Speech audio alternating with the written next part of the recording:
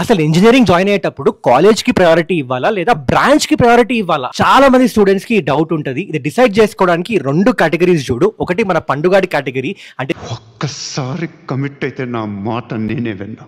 నీకు ఏ బ్రాంచ్ కావాలో నీకు తెలుసు. అండ్ ఇంకోటి మన రాజుగాడి కేటగిరీ, అంటే విచిత్రమైన పేర్లు పెట్టి అంపారుతున్నారు బాస్.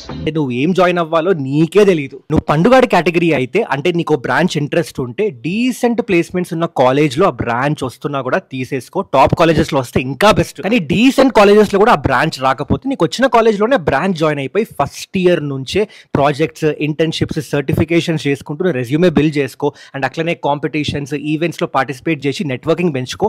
ఆఫ్లైన్ జాబ్ కి చాలా యూజ్ అవుతుంది. ఇదేమన్నా రాజుగాడ్ లాగా నాకు అసలు ఏం ఐడియా లేదన్నా అంటే, డీసెంట్ ప్లేస్మెంట్స్ ఉన్న కాలేజ్ లో నీకు సిఎస్సి రిలేటెడ్ బ్రాంచెస్ లేదా ఈసీ వస్తే తీసేసుకో. అవి రాకపోతే టాప్ కాలేజెస్ లో less popular branches like mechanical, civil, chemical లో జాయిన్ అయిపోవచ్చు. అసలు నా ర్యాంక్ కి టాప్ కాలేజెస్ లో ఏది రాదు అండ్ డీసెంట్ కాలేజెస్ లో పాపులర్ బ్రాంచెస్ కూడా రావు అంటే, ఏ కాలేజ్ లో నీకు సిఎస్సి రిలేటెడ్ బ్రాంచెస్ వస్తున్నాయో అందులో జాయిన్ అయిపోయి, ఇందాక చెప్పినా కదా ఆఫ్లైన్ జాబ్ కోసం ఏం చేయాలో అవన్నీ ఫాలో అయిపో. కొంతమంది కాలేజ్ ప్రొఫెసర్స్ స్టూడెంట్స్ తో డిస్కస్ చేసి నా పర్సనల్ ఎక్స్పీరియన్స్ తో చెప్తున్నా ఇది.